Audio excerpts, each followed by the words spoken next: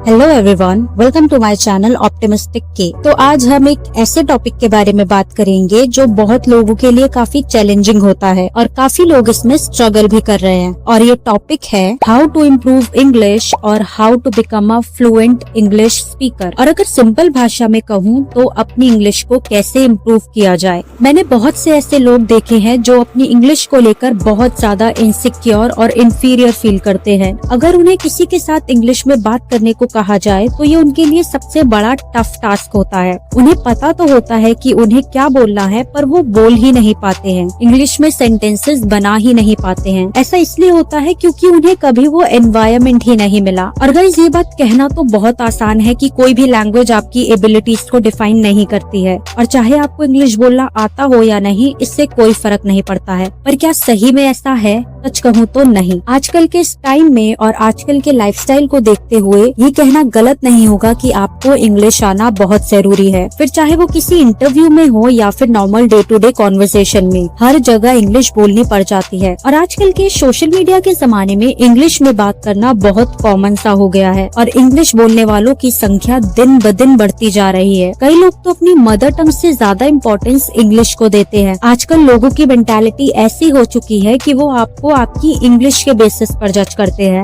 और अगर आप उनसे इंग्लिश में सही से बात नहीं कर पाते, देन दे विल स्टार्ट जज you and look down on you. Currently दुनिया में more than 1.5 billion people English secondary language के रूप में बोलते हैं। तो इस बदलती दुनिया के साथ चलने के लिए और अपनी पर्सनालिटी और कॉन्फिडेंस को इनहेंस करने के लिए आपको भी इंग्लिश सीखनी चाहिए, किसी और के लिए नहीं, सिर्फ अपनी बेहतरी के लिए। और इसलिए आज मैं आपके साथ इस वीडियो में एक पूरा रोड मैप शेयर करने जा रही हूँ, जिसको फॉलो करके आप आसानी से इंग्लिश सीख सकते हैं। और अगर आपको पहले से ही इंग्लिश आती है तो आप उसे एक नेक्स्ट लेवल पर लेकर जा सकते हैं। So stick around and let's get started on your journey to mastering English.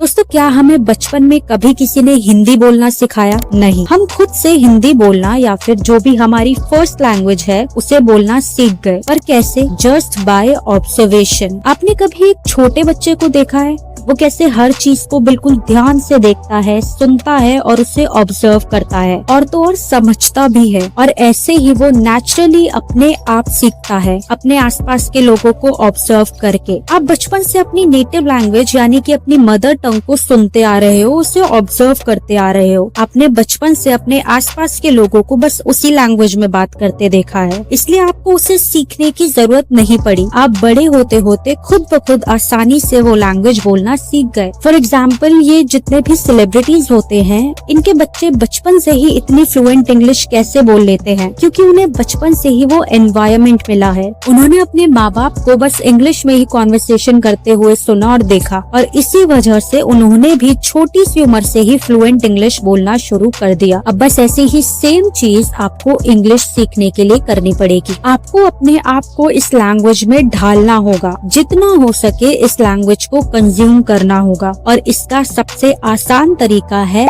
Active listening. आप जितना हो सके इंग्लिश में मूवीज देखिए, शोज देखिए, इंग्लिश में पॉडकास्ट सुनिए, इंग्लिश सॉन्ग सुनिए। आई नो पहले पहले कुछ समझ नहीं आएगा और मजा भी नहीं आएगा, पर आपको करना पड़ेगा। और सच कहूँ तो धीरे धीरे आप खुद इस लैंग्वेज के साथ कंफर्टेबल फील करना शुरू कर देंगे। अगर आपको स्टार्टिंग में इंग्लिश समझने में दिक्कत होती है तो आप सबटाइटल्स के साथ देखिए। पहले अपनी नेटिव लैंग्वेज में सबटाइटल्स देखिए, फिर धीरे धीरे इंग्लिश सबटाइटल्स के साथ देखना शुरू कीजिए, and then finally without subtitles. 1 महीने के लिए आप सिर्फ और सिर्फ इंग्लिश कंटेंट कंज्यूम कीजिए। अगर आपको न्यूज देखना पसंद है तो इंग्लिश में न्यूज देखिए। और एक सबसे अच्छा तरीका जिससे ज्यादातर लोग, स्पेशली बॉयज, अपनी इंग्लिश को इम्प्रूव करते हैं, वो है इंग्लिश कमेंट्री सुनकर। जी हाँ दोस्तों, ये बात बिल्कुल सच है। हमारी इंडिया में क्रिकेट का बहुत क्रेज है, और इसी क्रिकेट कमेंट्री को सुन सुनकर कई लोगों ने अपनी इंग्लिश को इम्प्रूव किया है। अगर आपको क्रिकेट या कोई भी और स्पोर्ट देखना पसंद है तो आप उसे इंग्लिश में देखिए, इंग्लिश में कमेंट्री सुनिए। हो सकता है पहले पहले आपको कुछ समझ ना आए, but trust me guys, slowly and gradually you will start feel comfortable और आपको काफी कुछ समझ भी आने लगेगा। दोस्तों, इंग्लिश सीखने के 4 मेन फैक्टर्स होते हैं, reading, writing, listening and speaking. और रीडिंग और राइटिंग तो हम बचपन से ही स्कूल में करते आ रहे हैं, पर इनसे हमें इंग्लिश बोलने में कुछ खास फायदा नहीं मिला। बस हमें इंग्लिश पढ़नी आ गई, बोलनी नहीं। इसलिए आज हम बाकी के 2 फैक्टर्स यानी कि लिसनिंग और स्पीकिंग पर फोकस करेंगे। लिसनिंग के बारे में तो हम ऑलरेडी बात कर चुके हैं।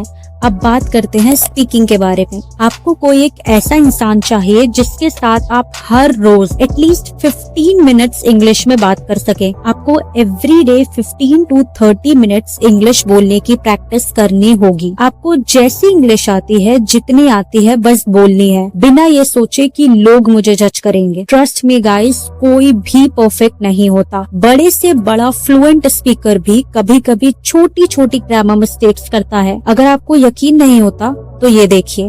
And both Saif and me are very like, it is such an iconic piece.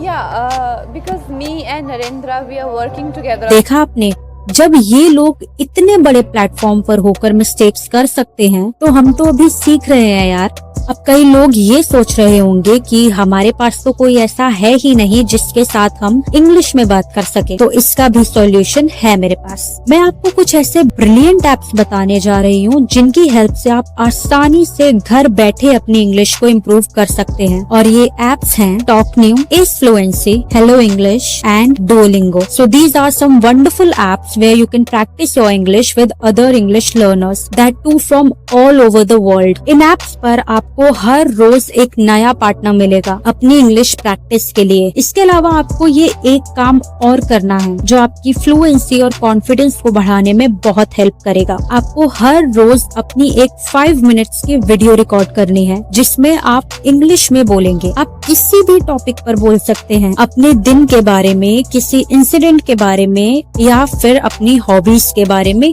किसी भी टॉपिक पर। बस आपको हर रोज ये करना है। अपने फोन का कैमरा ऑन कीजिए एंड देन स्टार्ट स्पीकिंग। इस टेक्निक से फायदा ये होगा कि आपकी जबान पर इंग्लिश ठीक से बैठने लगेगी, आपकी प्रोनाउंसिएशन ठीक होगी और आप इंग्लिश में ही सोचेंगे और इंग्लिश में ही बोलेंगे without any translation. So guys, ये थी वो कुछ पावरफुल टिप्स जिन्होंने मुझे बहुत हेल्प किया है अपनी इंग्लिश को इम्प्रूव करने में और एक फ्लुएंट इंग्लिश स्पीकर बनने में, वो भी बिना एक पैसा खर्च किए। और अगर आप भी बिना पैसा खर्च किए अपनी इंग्लिश को इम्प्रूव करना चाहते हैं तो इन टेक्निक्स को जरूर फॉलो कीजिए। कम से कम 1 महीने के लिए इन टिप्स को पूरी कंसिस्टेंसी के साथ फॉलो कीजिए। 1 महीने के बाद आप खुद अपनी इंग्लिश में इम्प्रूवमेंट देखेंगे। But again guys, you have to be very very consistent, otherwise nothing will change. और हाँ, आप चाहे कितने भी फ्लुएंट इंग्लिश स्पीकर क्यों ना बन जाए, अगर आपके अंदर कॉन्फिडेंस नहीं होगा तो कोई फायदा नहीं है। बिना कॉन्फिडेंस के आप फ्लुएंट इंग्लिश कभी नहीं बोल सकते, because it's all about confidence. तो अगर आप जानना चाहते हैं कि अपने कॉन्फिडेंस को कैसे बूस्ट करें और एक पावरफुल कॉन्फिडेंट पर्सनालिटी कैसे बने, तो अभी इस वीडियो पर क्लिक कीजिए।